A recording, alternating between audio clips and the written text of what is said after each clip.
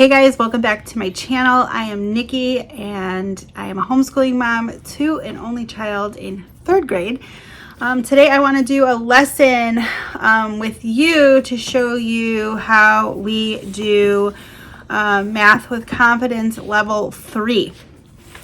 We have switched around math curriculums this year and landed on Math with Confidence. I have a lot of thoughts on it, but I wanted to show you how we do a lesson and then I can get into my thoughts on it later.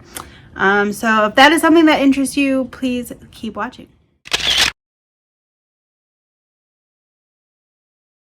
All right, so let's dive into this lesson. We are on lesson 3.4, which is review of one-digit mental subtraction. So let me flip you around.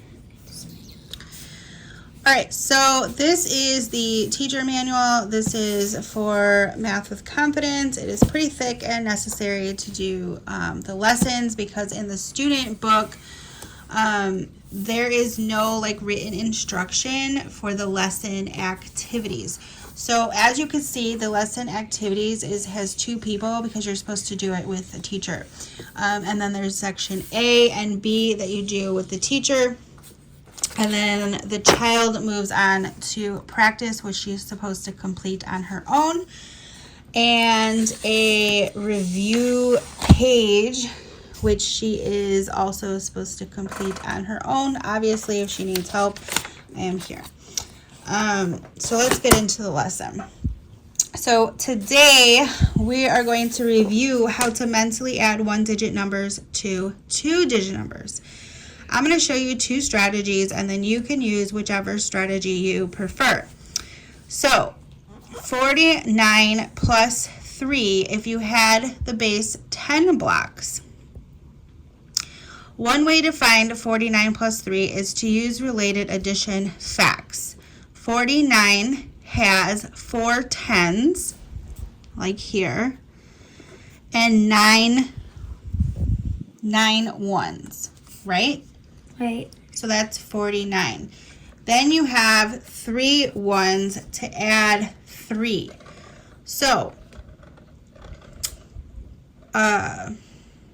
we can write 40 in the box with the 4 rods right here.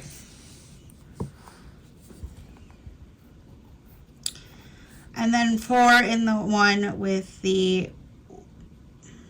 wait. So 9 here. Yeah. Wait, why am I, this is confusing. So So not 9.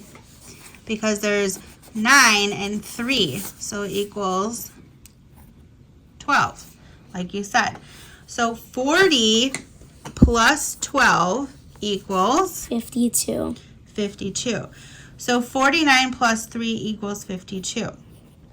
Another way to solve the problem is to complete a 10. So first, I add 1 unit to complete the group of 10. So you would move 1 unit block over here. You would move 1 unit block over here to complete this as 10. So does that make sense? Because you're at 49. Mm-hmm. Right? Yep. Right.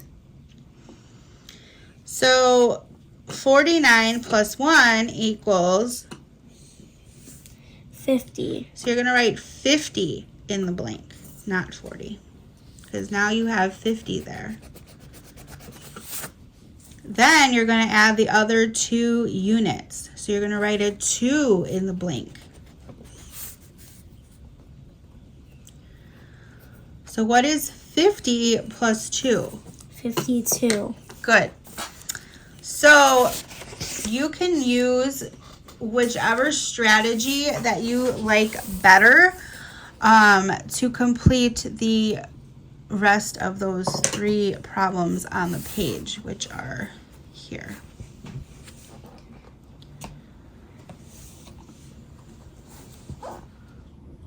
Okay, so now we're moving on to activity B, which is play, climb, and slide. And we can use the base 10 blocks to model the problem as needed. So we need 2 different colored counters to use as game tokens. So we want to grab that from the bin back there. And the object of the game is to be the first player to reach the finished square. So what bin? The counters in the bin, the math bin. Right? Yep. So each player chooses a counter to use as a game token and places it on the start square. On your turn, roll the die and advance your token the corresponding number of squares. Say the answer to the problem on your landing square. If you land on a square at the bottom of a ladder, climb the ladder and place your game token on the square at the top. If you land on a square at the top of a slide down. You get the gist? It's just like Chutes and Ladders. Yes. So Except go. multiply and stuff. Except for the add stuff. Yeah. So we're starting here. So on your turn, you can roll the dice. Do we have dice? I'll check. Roll the dice. We got a visitor. Come on. It's okay. We got a visitor, don't we? Yep, we do. Come on. Hi. Come on, girl. There she is. Okay. She helps us do school sometimes. All right. You good girl. Roll the dice. All right, Mom. 4. So you're going to go 4 squares and say the answer to the problem on the one that you land on. 1, 2, 3, 4. 87 plus 3 equals 90. Good. Oh, you need a token, don't you? I do. You can be yellow. So I'm going to go 4 squares as well. And we're on the same one. Here you go. 5, 6. So I climb down the ladder. No, you only climb up, so you don't do anything. You just stay there. 40. Your turn. Here's the dice. 1. 1. So 98 plus 5. Can you do it for me? No. It's your dice. It's your roll. 103. Okay. Sorry, it's your roll. 6. I would, but it's your roll. 1, 2, 3, 4, 5, 6.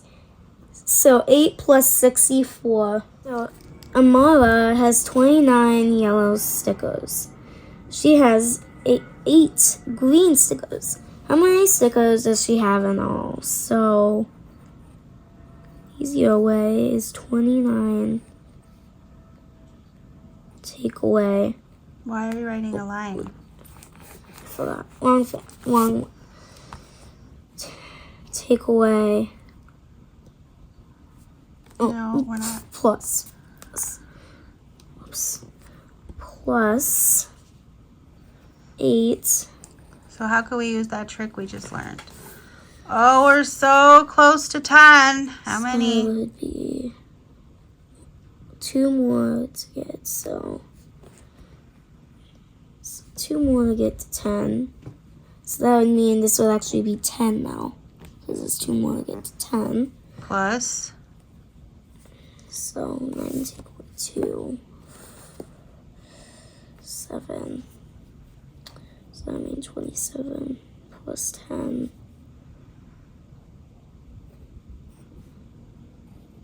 37. Rylan has 18 blue robots. He has 4 more green robots than blue robots. How many green robots does he have? So 18 take away 4 for a quick second. Read it again and slowly. Rylan has 18 blue robots. He has 4 more green robots than blue robots. How many green robots does he have? So it's actually 18 plus 4. Yep. Which equals what?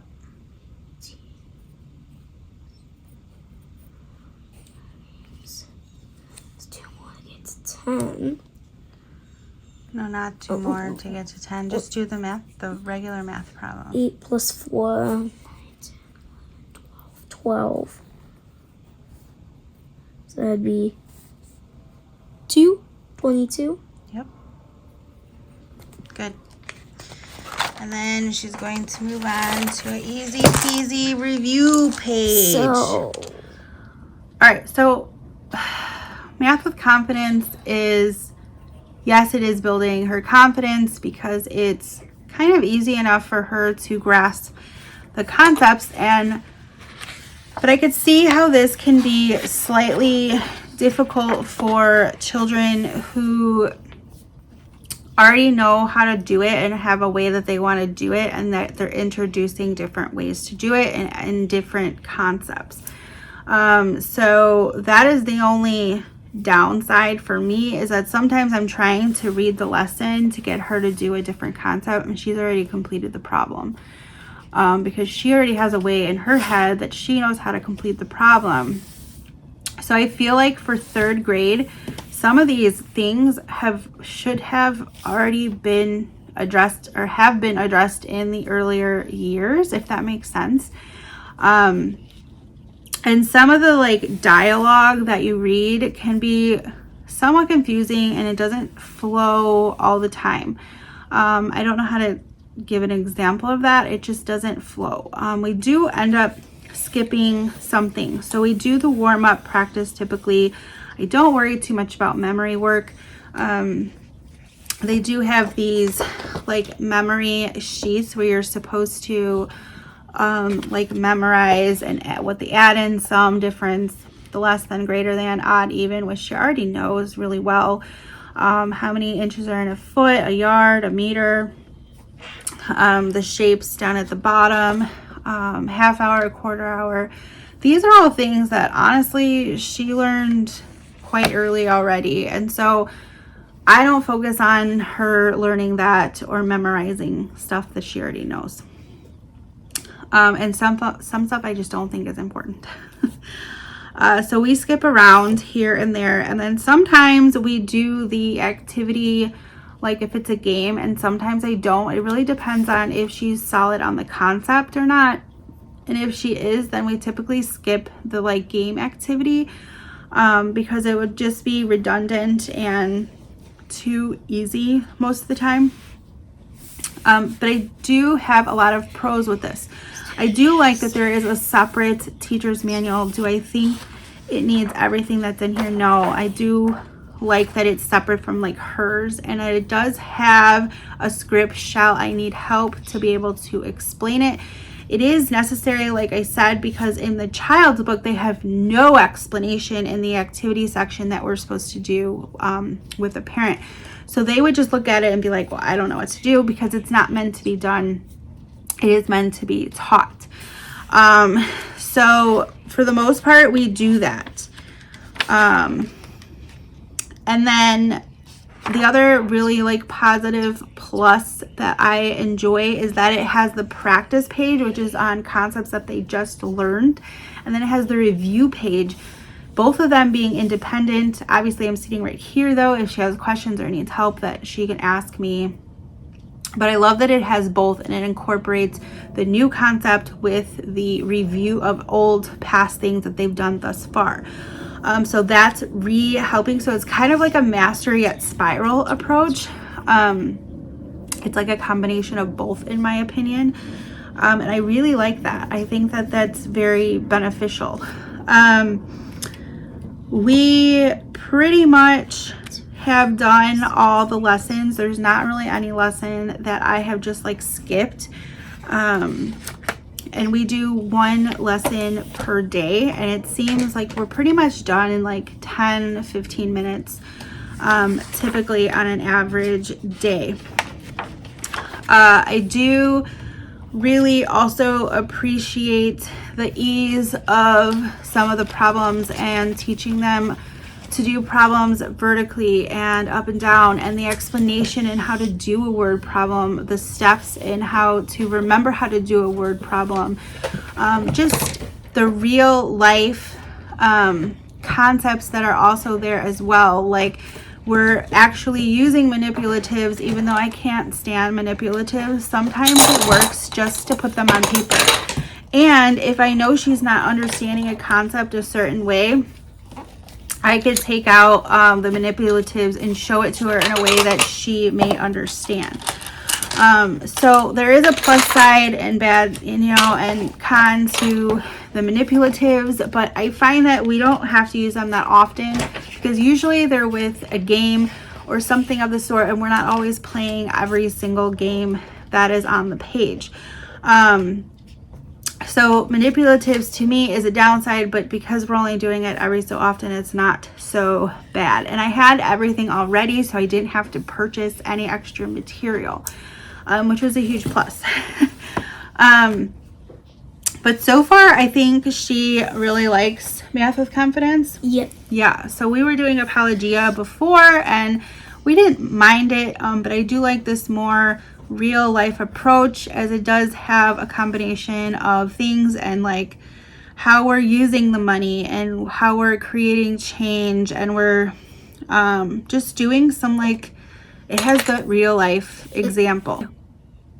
So today, that's all I really wanted to show you was our Math with Confidence lesson with us. I hope it gives you a good general idea. So that is it. I hope you got a good idea of Math with Confidence. And if you have any questions for me, please leave them down below. So far, so good. There are, like I said, cons, and I'm not going to even speak to the fact if we're going to use this next year because it's way too far away for me to have that decision made. But as of right now, this is what we are sticking to for the rest of the year.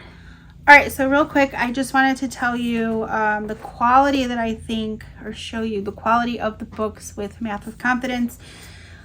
These usually do not come bound. I went and got them bound at our local FedEx print store.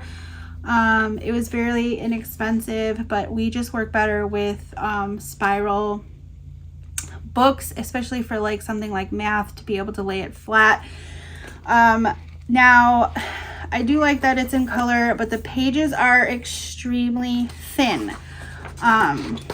We have had a couple instances, because these are perforated pages that we've had a page rip out just by, on your arm. I love that they're perforated. Don't get me wrong. That is a huge, huge, huge, huge plus. But I just think if the pages were slightly thicker and a little bit more quality and not as brittle like that, that they would hold up a little bit better, whether this was bound, however it was bound. So I don't love the quality of the pages in the workbook for the kiddos. And I do really just wish that it was all combined into one book. There's a book part A and part B, and I just wish it was one book. But it's not an overly big deal. That's just my preference. And then I have the teacher's manual, which is all in black and white. My only strife with the teacher's manual has decent pages. They're actually way thicker, in my opinion, and more quality than the student book. They are not perforated. And then it comes with a bunch of like printables to go like with it. I've just laminated these. These are what they call like their backline masters, because these are like what the kiddos will be using. I do just wish they were a little bit more colorful like the student books were, but they are not in color.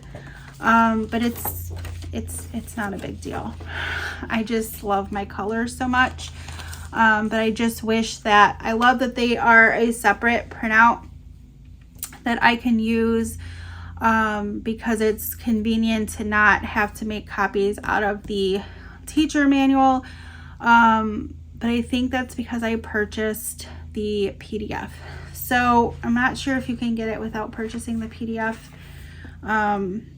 There might be a link. I want to say there might have been a link. Let me see. I might even say here. There is a picture book list, so you can get books to go along with this as well. There are scope and sequences, what's in materials and what you'll need and other supplies. They have like a math kit that you can create. I kind of did. It's that crap back there. But again, I haven't really had to use much of it. Oh, here. So in the book, it does state that there's a digital copy of the Backline Masters and the link at which you can print that from. So yeah, that's really helpful. But then they are also in the back of the book should you need them. I mean, this is so much. It has all the answers. It has all the unit answers. It has all the games, what you'll need, tips on how you know whether to stick with a lesson or unit or move on, unit wrap-ups, reviews and assessment, pacing and checkpoint. Is my child ready to start third grade?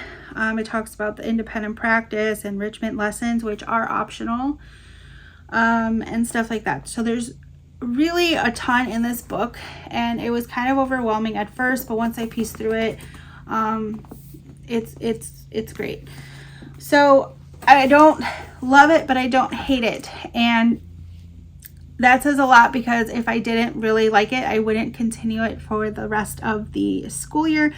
But I'm gonna see how it goes. So far she really enjoys it, and it's not been like pulling teeth or anything like that. I will see you in my next video. Please leave me a comment down below and let me know what math curriculum you use and why you like it or don't like it. And that's it. Bye. Like and subscribe. Like and subscribe. Bye.